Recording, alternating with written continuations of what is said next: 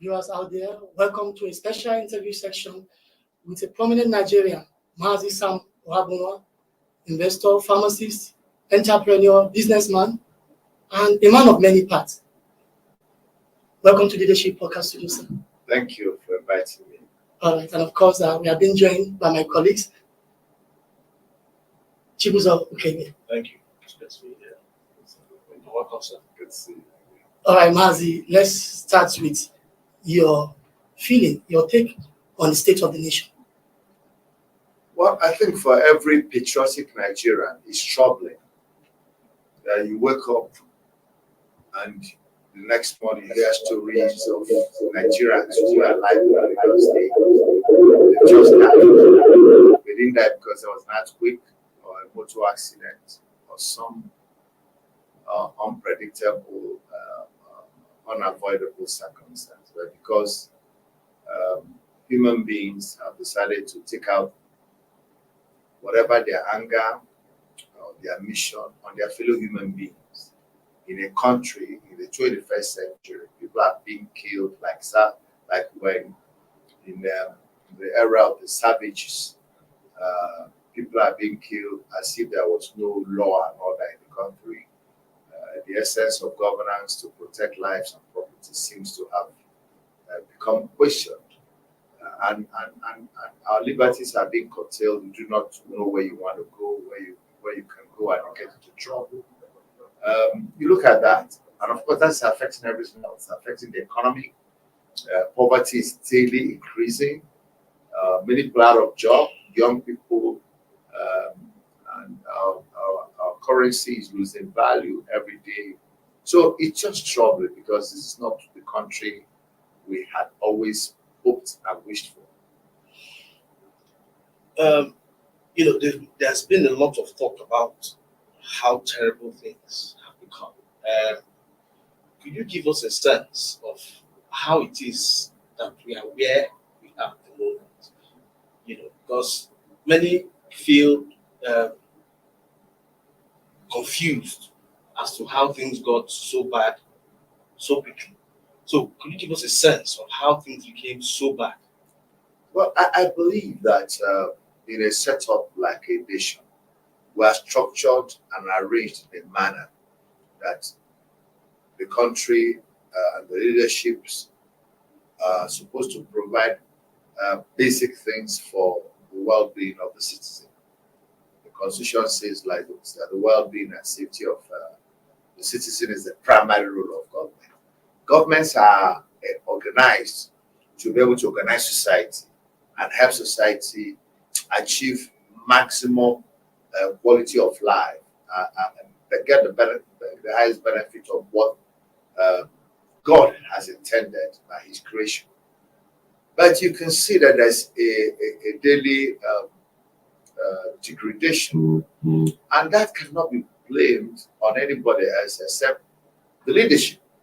The leadership of the nation, for good or for bad, has either been unable or overwhelmed in the cause of ensuring that the objective of governance of government is achieved. So we believe that you can find all the 100 things you can blame, but there is a principal person, and that's called the leaders of our nation, especially political leaders. Of course, other leaders, traditional leaders, spiritual leaders have a blame. They say the fish starts to spoil from the head. The head is the government, especially of our nation. It's only a symptom of a loss in governance capability, in governance and leadership. That is what the issue is, because I can't tell you what else. The government is structured to have monopoly of instruments of violence. That's why there's no law that allows you to have guns, especially assault weapons or military weapons. People allow maybe double barrels and those kind of hunting guns, and they get a license. But every kind of group of state actors have access to very lethal weapons, and they come in their hundreds, 300. They ride motorcycles. Who is funding them? Who is equipping them? Have we become completely overwhelmed? Is our security forces completely overwhelmed? If it is, then we need to do something, because every problem has a solution. It's only, do you have the right solution? And it looks to me that the leadership in Nigeria seems to give evidence that they have run dry or run short of effective solution. So something needs to be done to ensure that this does not continue to degenerate, because it might lead to anarchy. And we have seen what has happened in Libya, Syria, in Iraq, and now we see what's happening in Afghanistan. I don't think we should be watching it, because it's like a film. You just said it, going down. When you think things should go up, change security leaders, they were changed. Still, not much has changed. So I think there's certain things fundamentally wrong. And if I were the president of this country, now, I believe I won't be sleeping. I hope they are not sleeping too. I will have difficulty sleeping and resting, because I'm going to be thinking of what will happen tomorrow. So not that that's enough to happen, I want to arrest it today. And I think it calls for the highest level of statesmanship for a leader to emerge. You see, when you usually have problems like this, a leader emerges and takes charge of the country and calms things down.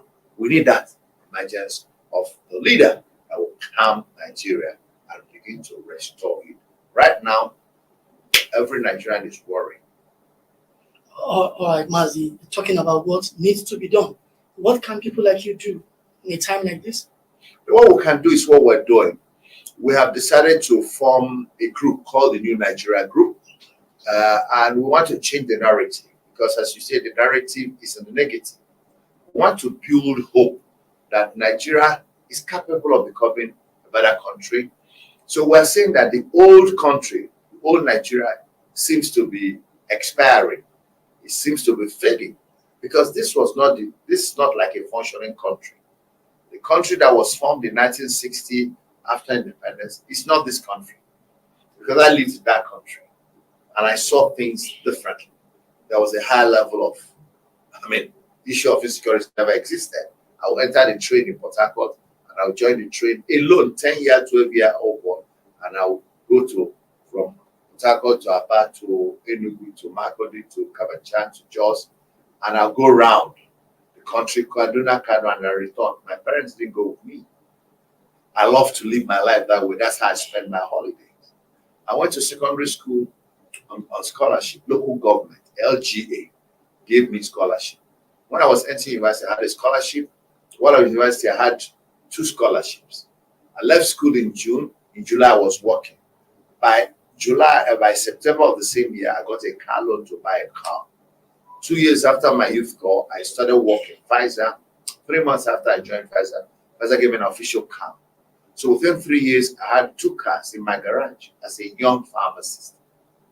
Now, people are living off graduating. 5 years, they have no work. Not talk of buying a car or owning one. You see, this is the bother that I have, because this country worked for me. But it doesn't seem that it's going to work for my grandchildren if things are left this way. So I decided to come out and say, is there a problem that is beyond us to fix? I'm willing to fix it, because we in the New Nigeria Group understand that every problem has a solution. All you need to dimension that problem.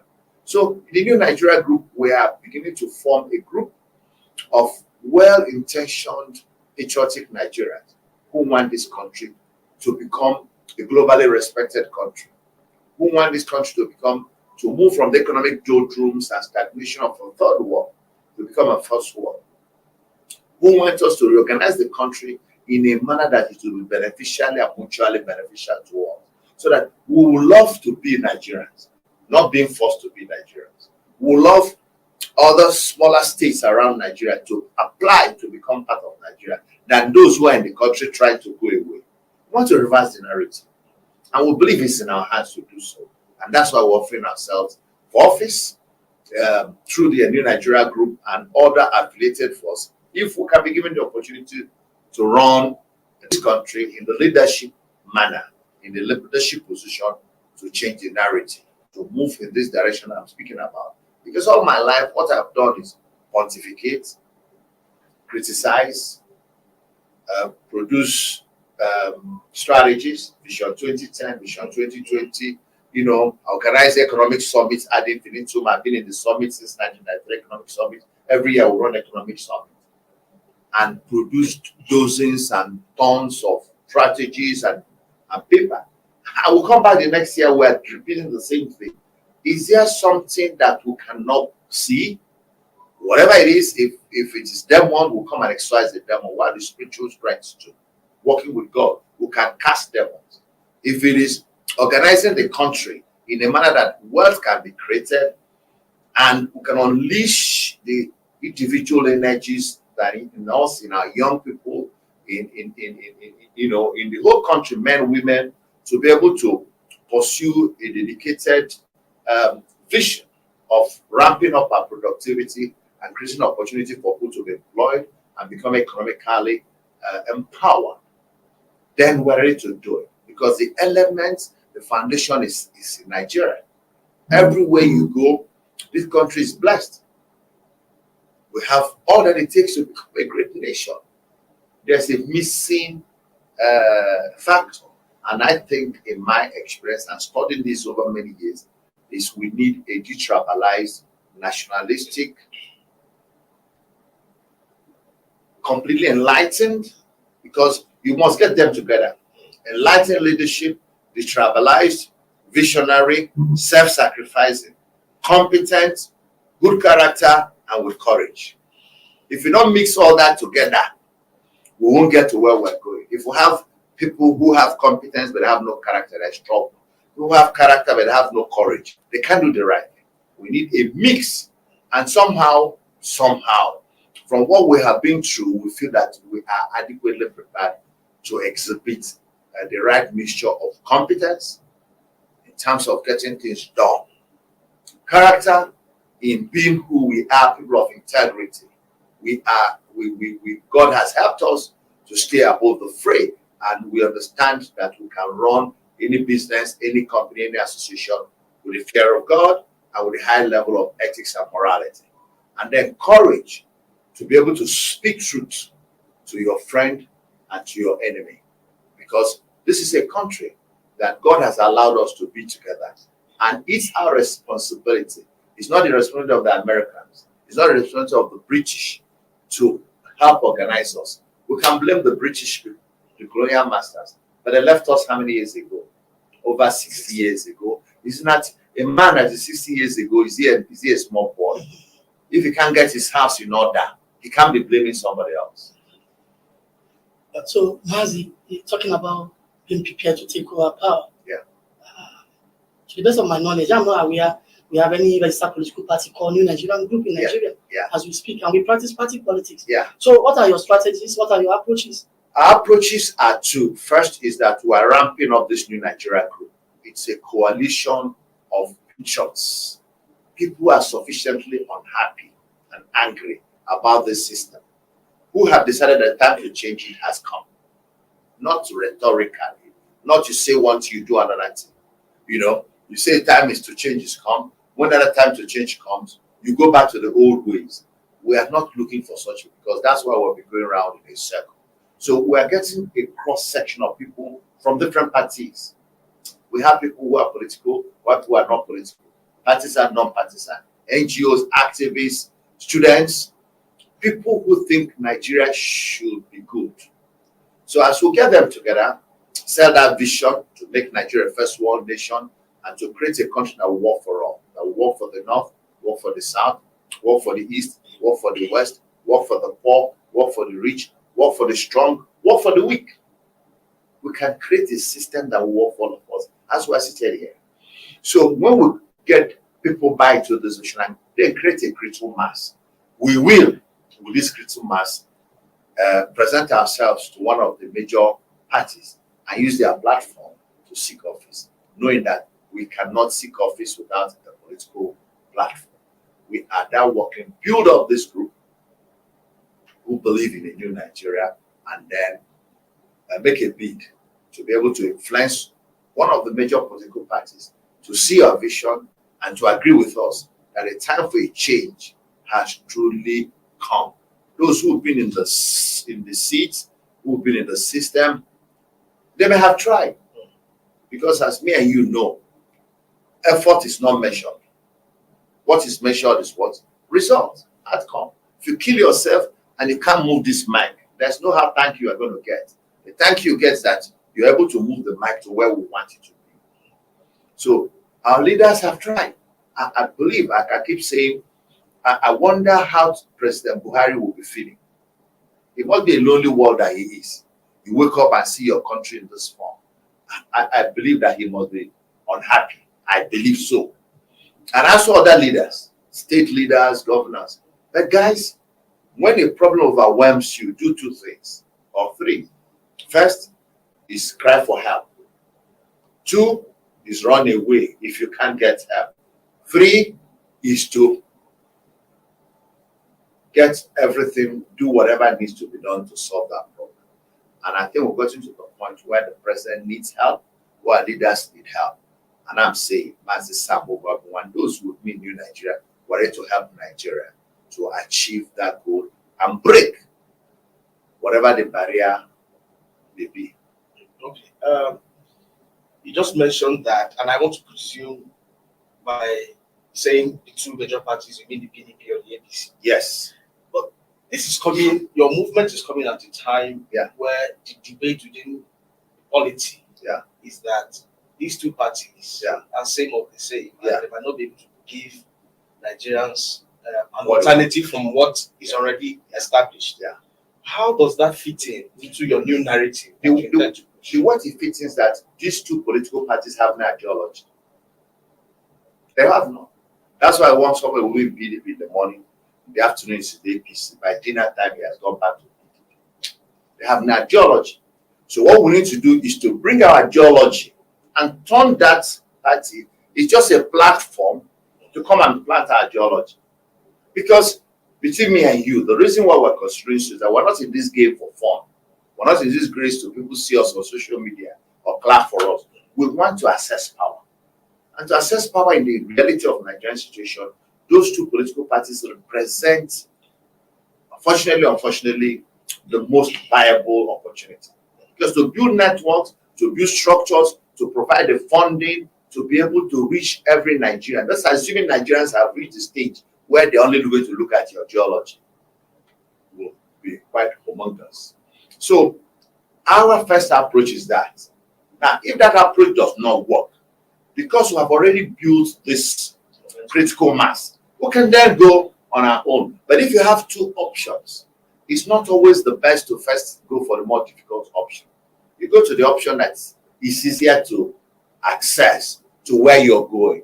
If that option, if you want to go to this place, you look for there's a hill here. Do you really go onto the hill?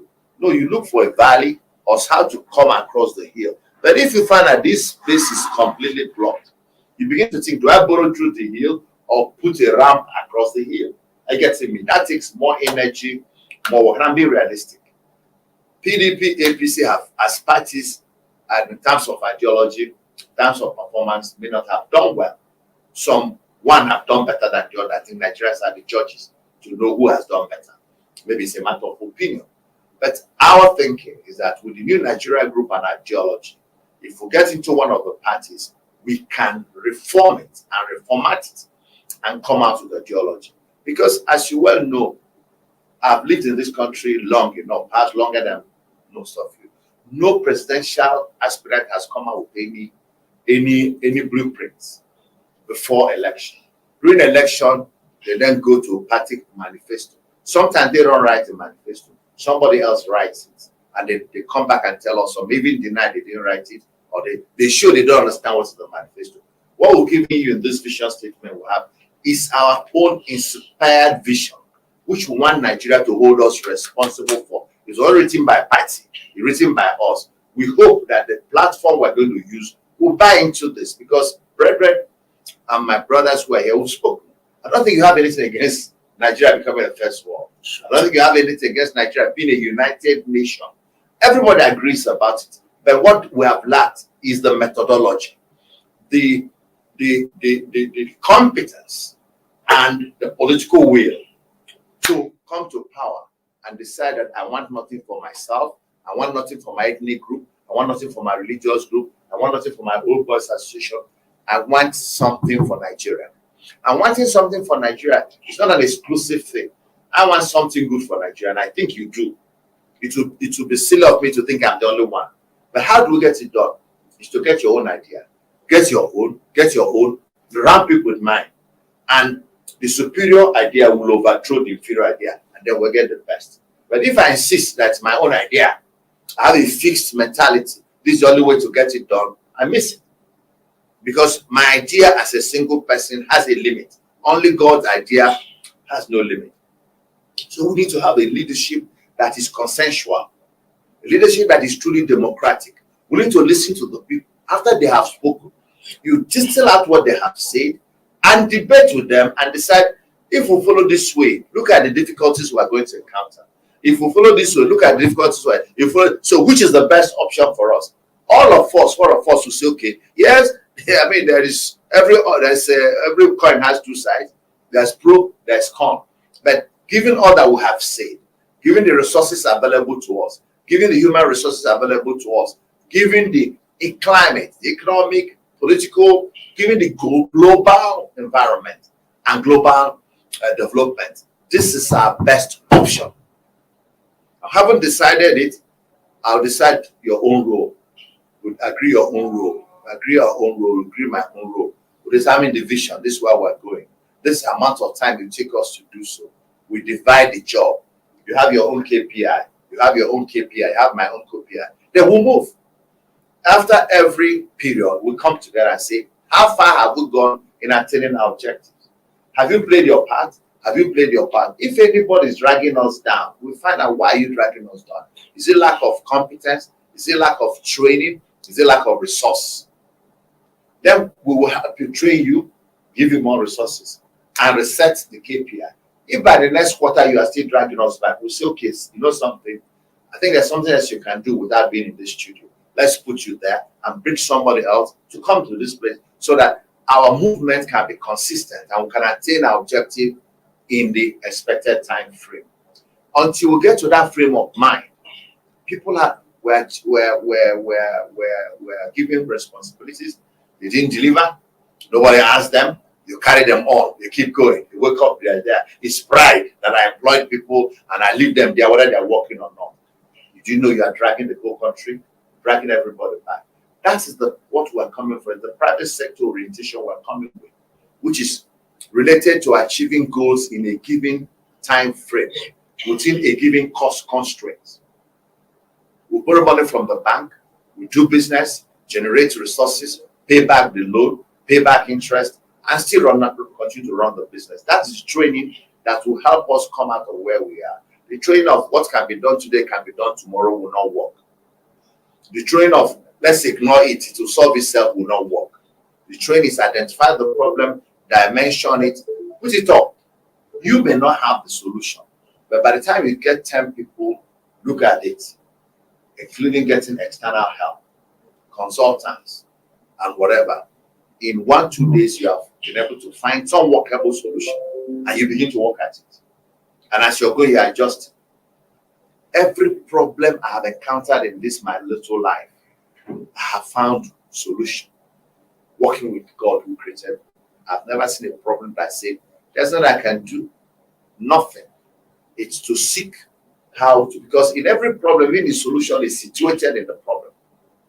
But many people are not careful enough to dimension the problem, break it apart, and take it one step at another. Most problems are complicated, but when you break them apart, you begin to see that there's a sequence that you can follow and accomplish the problem. All right, Mazi, we need to go on a short break. When we come back, we'll continue this discussion. Thank you. We have been speaking with Mazi Sam Ohuabunwa, MON OFR, convener New Nigerian Group. We'll be back shortly.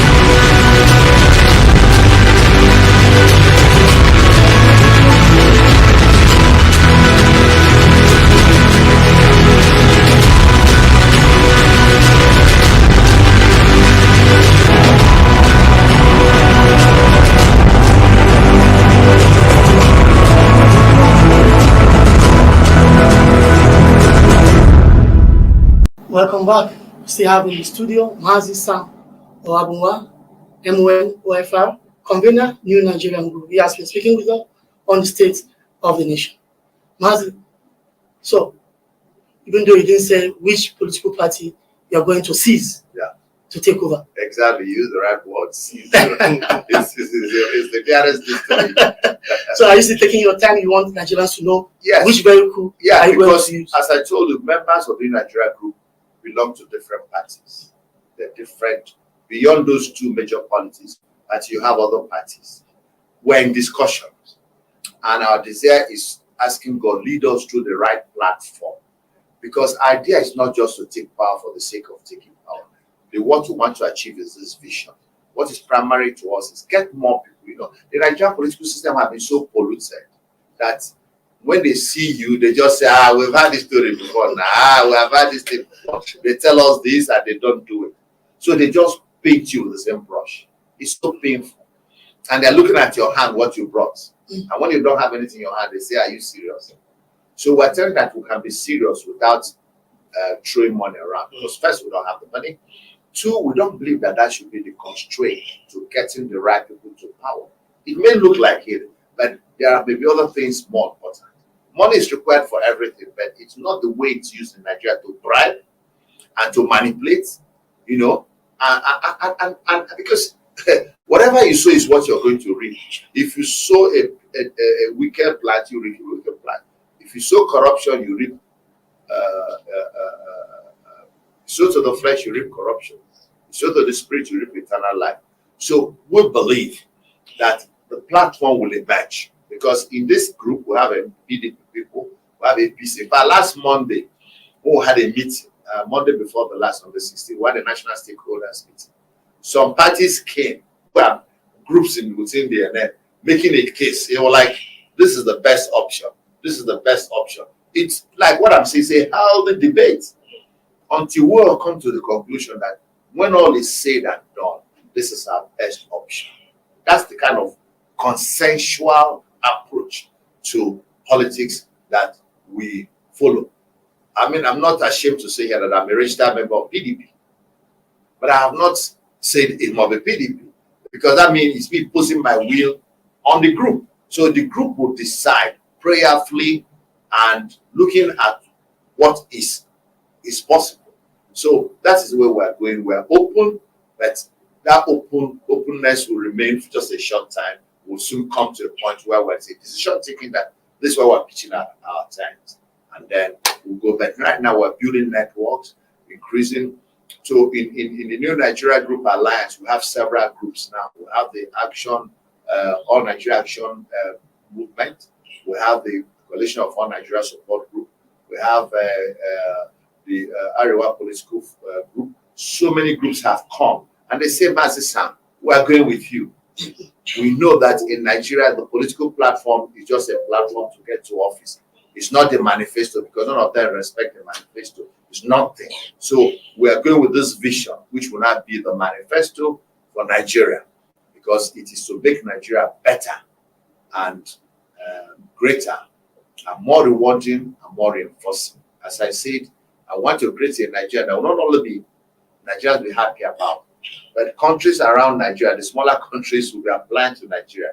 Please, we want to join you because you give us the right image, global image, and make us globally relevant. Because if you're a small country, who reckons with you in the geopolitics? You know, who reckons with you? Everybody gives you one seat at United Nations, but that's all. You know, so there is something to say for our size.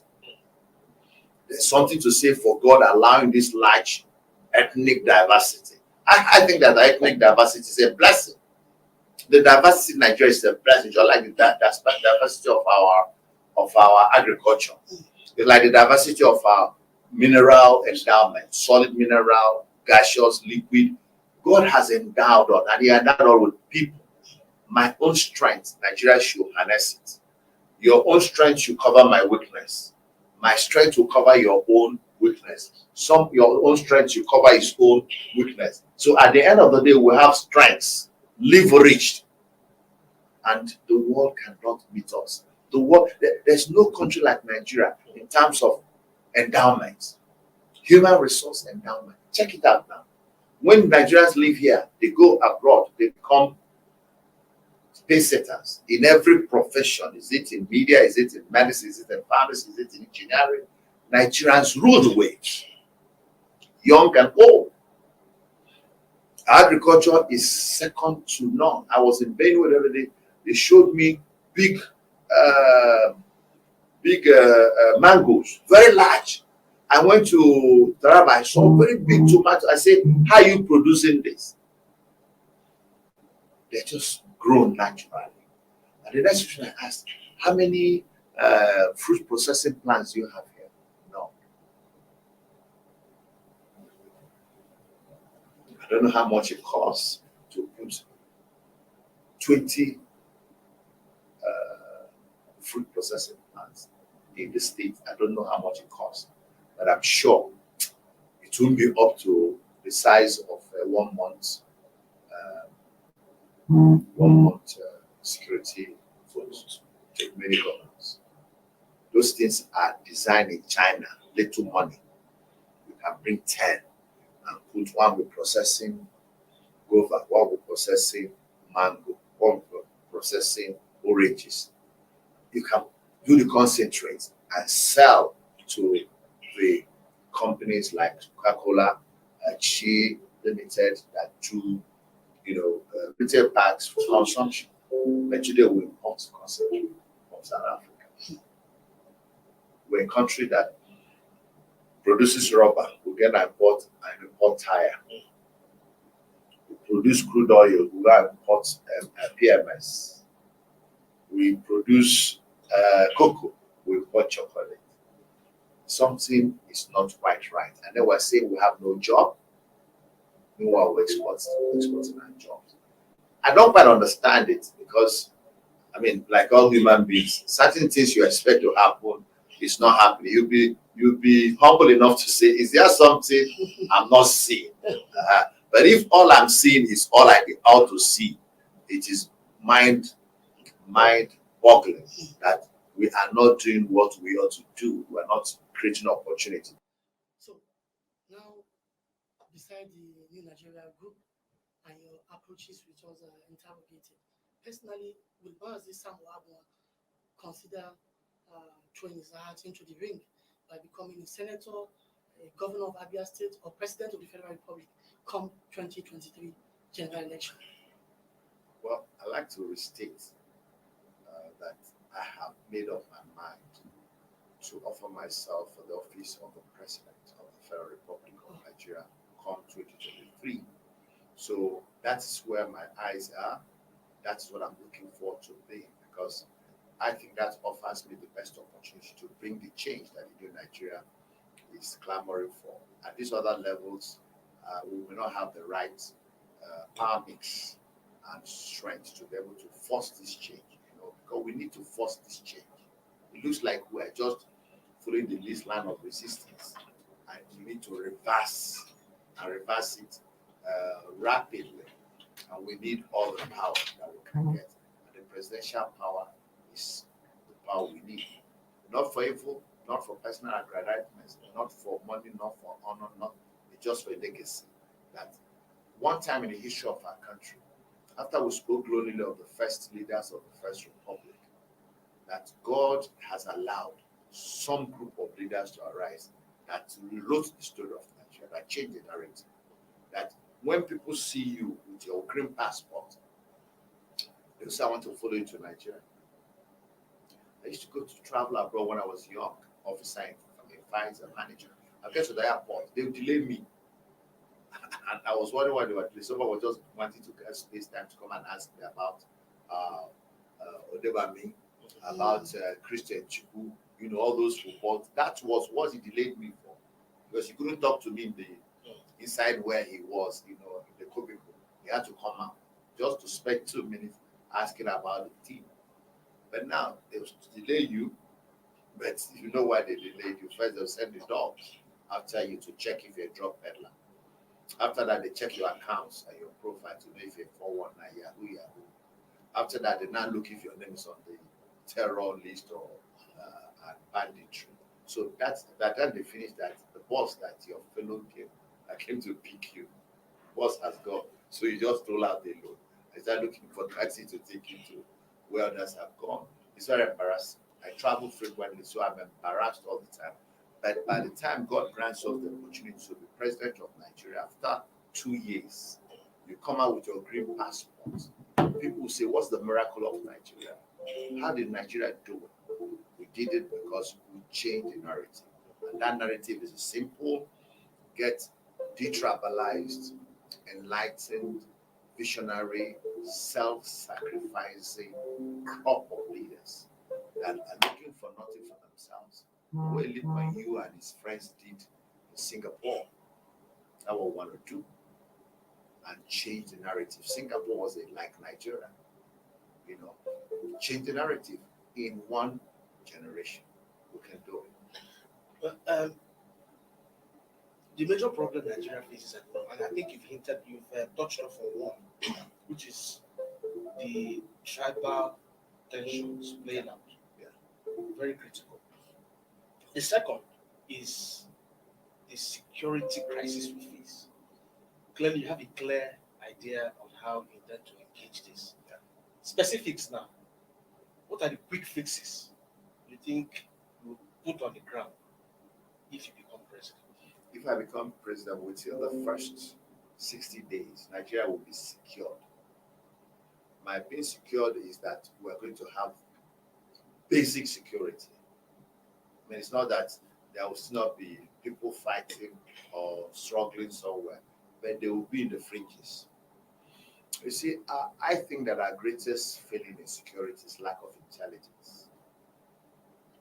The military thinks that winning a war is force by force. I don't think it has proven right. At least we can know. We fought, we go around for 12 years plus, and all that we have done. How did we win Niger Delta militants? How did we win them? Was it by forcing them to surrender? So we need to look at that. But for me, before we go to that, we need to secure Nigeria, because I can't lie to you. I don't know about you. That every day I wake up, I hear that somebody has been killed in Plateau, somebody has been killed in Zamfara, somebody has been killed in Ohuabunwa, somebody has been killed in Abeokuta. I feel that I've lost a brother, I've lost a son, I've lost a sister. That is how I feel. I'm not being pretentious. So, and that's what is one of the things driving me. How long will I keep living? Do I want to run away from Nigeria? Even if you run away from Nigeria, you'll be hearing the news. So it's not as if you run away from Nigeria, you will hear that. It's even more terrible.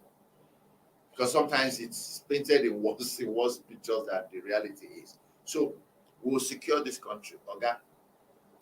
If we have to force it, we'll force it. If we have to acquire it, we'll acquire it. If we have to beg for it, we'll beg for it. If we have to negotiate it, we'll negotiate it. In 60 days, this slaughtering of human beings as if we have become cows. That's simple. Very, very simple. In fact, between the time I am announced as president and won an election to the time I'm going to finish the arrangement to solve this thing, that period, and how many months? It's about 3 months. We'll have finished it. You see, there's nothing, security is service, broadcasting is service. And if you want the best broadcasting service today, can you buy it? If you want the best security, you can buy it. You can acquire. If you want to start building this chair from one leg to another, it might take you for a year, but you get somewhere the chair is already built. You take it and fix, or you bring it in pieces and knock it. We're in that state, sir, where we need to force Nigerian president, because for crying out loud, what is the business of government? The primary business of government is to separate us from sudden people just killing us. The savagery of man at his basest, lowest manner. How can we come back to that? People go to bed, they wake up, they are dead. And it's not once, it's not twice, it's not. You must know that your style is not working. When you keep trying something and getting the same result, somebody says it's a sign of insanity to keep trying the same method. We need to do something drastic and maybe unusual to stop it. Whatever it is it force by force? who will stop it? People who have no reason to confront us. How many are they? These people fighting us. How many are they? How many are they? Tell me how many they are. Tell me how many they are. Compared to the numbers of the armed forces. Not even compared to security Nigeria. services. How many are there? One bully can push all of us away. So one bully comes and donates bomb here. All of us run away. Some will jump the fence. Some just a bomb.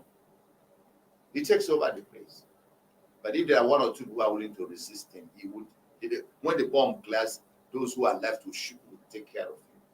We need to get to that point. Right now, people who are defending us are not ready to die. Unless it becomes incidental. They are not quite ready to die. Because if you are ready to die, then you are ready to confront the person who is ready to die. The people who are dealing with want to die, but who want to live.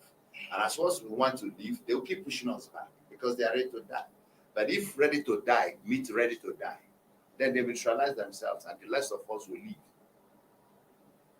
And finally, Mazi, most of these strategies you just read out on tackling insecurity.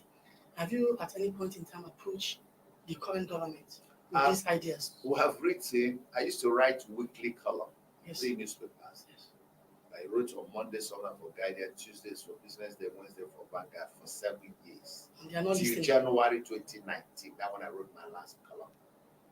Because I write, I don't just allow you publish it, I send it to everybody that is on my Do you get list. feedback? Hardly. You get feedback from your friends. Or not the Well government? done. But from government, you don't get feedback. You don't. You hardly ever get. Sometimes, if you ever get, it's a defense. They never see what you're saying as suggestive of a change. It is to defend, to convince you. Shehu Garuba will convince you from Italy or wherever he is to tell you why what you are saying is nonsense. Somebody else will speak to you. Nobody is willing to listen to the people. Their defense is already made. That is one-man governance. We are talking about us. If you remember what I've said, I keep taking we. Leadership is we. Nigeria is we. Nigeria, don't own Nigeria more than you do own Nigeria. You have one share, I have one share. President Buhari has one share. Nobody, Shehu Garba has one share. We have only one share. So if I speak about Nigeria, don't shut me down. I have much entitlement than you. In fact, I'm making more sacrifices than you. Government is paying you even to speak. Who is paying me to speak? All right, Mazi. Thank you very much. It has been very, very nice speaking to you. A pleasure. Mazi Sam Ohuabunwa, President, Pharmaceutical Society of Nigeria, has been speaking with us on State of the Nation. We can only wish you good luck in your endeavors, sir. Thank you. On this note, we'll come to the end of the special interview with Mazi Sam Ohuabunwa. Make it with us next time for another edition of the special interview. My name is Bodi Gbadibo, and my colleague Chibuzo Ukebe. We are saying bye-bye from here.